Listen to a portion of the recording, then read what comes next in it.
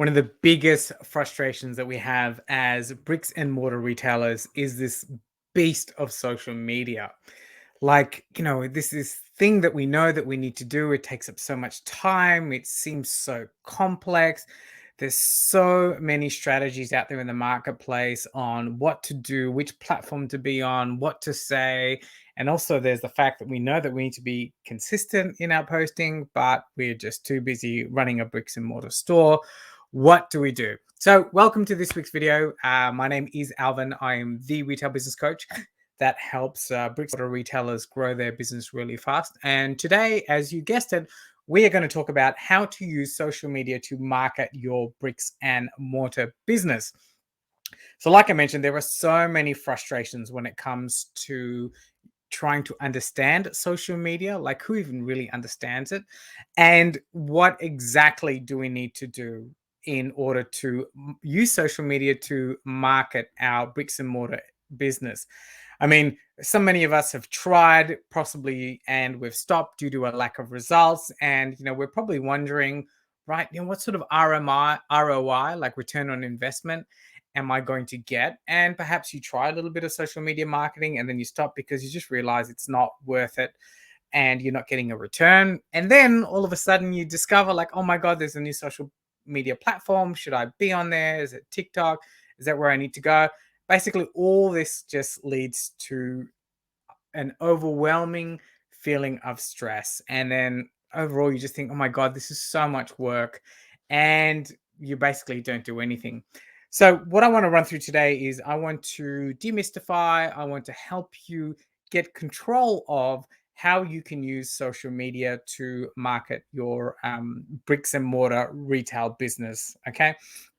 And yes, we can't continue to keep our head in the sand. Social media is important. It's definitely here to stay, as many of us have already realized. And the magic for our bricks and mortar retail business is going to be to find the formula, to find the way in which we can harness it as an additional marketing platform, which leads me to the why.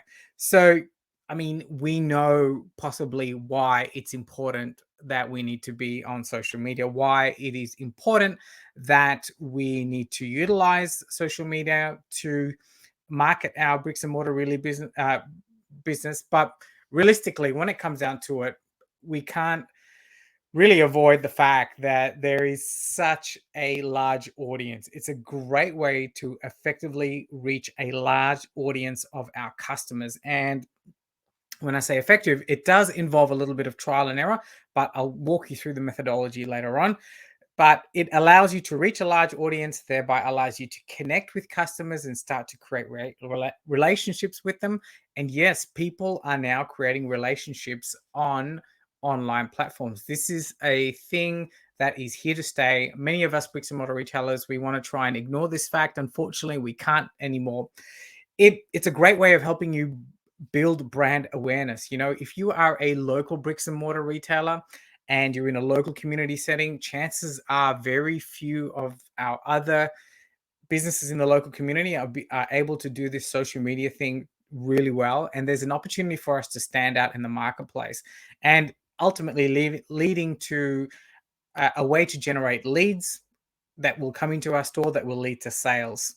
And another great way of utilizing social media and why we need to do it is it's such an awesome way to update customers on your business in real time. It'll bring customers into your store, which I've mentioned. It can also help you improve your customer service if you're on the ball, because you can listen to what your customers are saying through feedbacks and through reviews.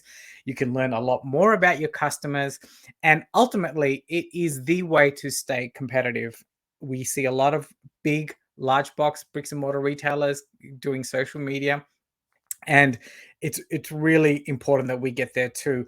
Once we do nail it, it's a great way to cost effectively market our bricks and mortar store, right? It's one part of the marketing matrix, and it's something that is super, super important. And once we nail it, it's going to be, such a great piece.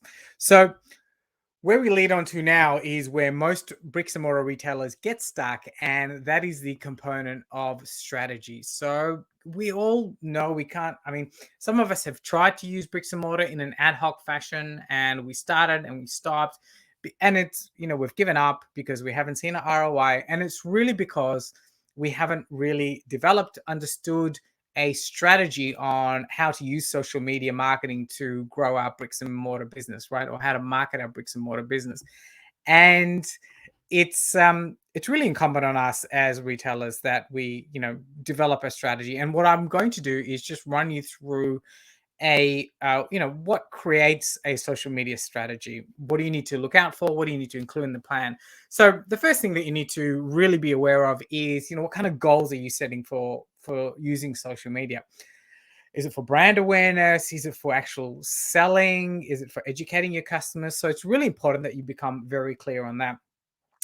All that stems from knowing your ideal customer and also knowing where your ideal customer hangs out. The social media platform that you choose is going to be really important because there are so many social media platforms out there at the moment, new ones that are being developed, opened, or new ones that are coming all the time. And it's going to be really crazy for us to be jumping from platform to platform. We can only do that if we really understand our customer, our ideal customer. And so we should pick a platform, pick a couple of platforms really that we know our customers will be there, and really dedicate time to it. Because if you spread yourself thin across a million platforms, you are not going to be able to run your business effectively. You're not going to be able to communicate effectively with your customers. And you want to play the percentage game. You want to go where your ideal clients are. And knowing your ideal clients, which forms leads me to the next part of the strategy. On creating that strategy will inform you on what type of content you will post. So what type of content you'll post, I'll run through in a moment. And also it helps you determine the frequency and how you're going to post and how you're going to measure success. So all of that will determine what your social media strategy is going to be. Yeah, is what is going to be comprised of. So now we get to the next thing that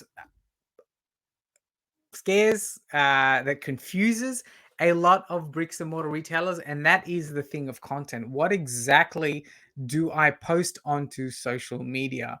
What is this content thing all about, right? And so I want to run through a few basic steps here. It's obviously beyond the scope to run through all the content. Certainly, if you want some help with this stuff, just reach out and contact me, and we can help you with that in your retail business.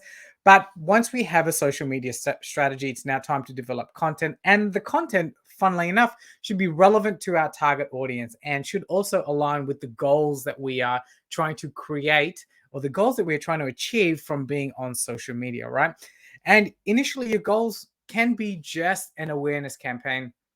I think that's a big mistake that we make as retailers. I think we go straight for the kill and the sell, which is okay. But I think as we're starting out on the social media platform, or if we've been doing it for a little while and we're new to it, it's a really good idea just to use these platforms to build awareness of your business. And I think that's really where you should start if you're very new to this stuff. So when we develop the content for different social media platforms, obviously we need to make sure that the content is relevant for our target audience. So I really harp on that again, that we should know who we're targeting. Obviously, we want it to make sure that we reach our business goals, whether it's awareness or sales. It should be interesting and engaging. And one of the things that's often overlooked is it should be formatted for that particular social media platform. You know, at the moment of doing this video, TikTok videos are really popular at the moment. They're a particular length and size. If you're doing Instagram, it needs to be another length and size. If you're doing Pinterest, there's a totally different beast altogether. Either way, it should be formatted for social media. The other big mistake that we make as retailers is that we're not updating our social media regularly. Many of us start and then we stop, and it's that continuity that is so important in this game of social media. A few other tips and tricks about your content. Ideally you want your content to be shared. We all see that's what social media is all about. It's about sharing, and things that we discover as a consumer, we share it with other people within our network. So you want to keep that in the back of your mind. And we want it to be, of course, visual, concise, and brief. I mean, we know this because the videos that tend to be trending now tend to be really, really short. You want to make sure that obviously it's error free, and we want to make sure that we're promoting our content in our store. So those are some of the key tips there. So as this now starts to be a little bit less overwhelming, it's really time that you start to outsource some of these things to your team. Many of us bricks and mortar retailers, we have a younger team, and certainly we can give them this job, if you will, or give it to a few of our team members. But really, before you hand it over to them, it's really important that you set some guidelines about what you want to be posted. You don't want to give them free reign. It's a mistake I've made before in my pharmacies.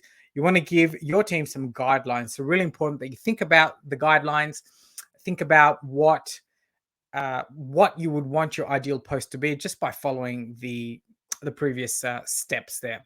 So when it comes down to posting, we want to make sure that we do it regularly. And then moving on from there, we really want to get to the stage where we are now tracking and measuring what is happening as part of our social media campaign, right? We need to be able to sort of measure success. And there are a few ways of measuring success in doing social media marketing or marketing our bricks and mortar business. We want to, one of the easiest ways is to look at the number of leads and sales that are generated from social media. If you have a website, people going to your website, perhaps a metric that you could also use is the number of followers. Make sure you keep that relevant. Another important thing is the engagement of your social media posts. So that's a really good way to understand if what you are doing and the way you are posting and the content you are creating is being consumed by your target market.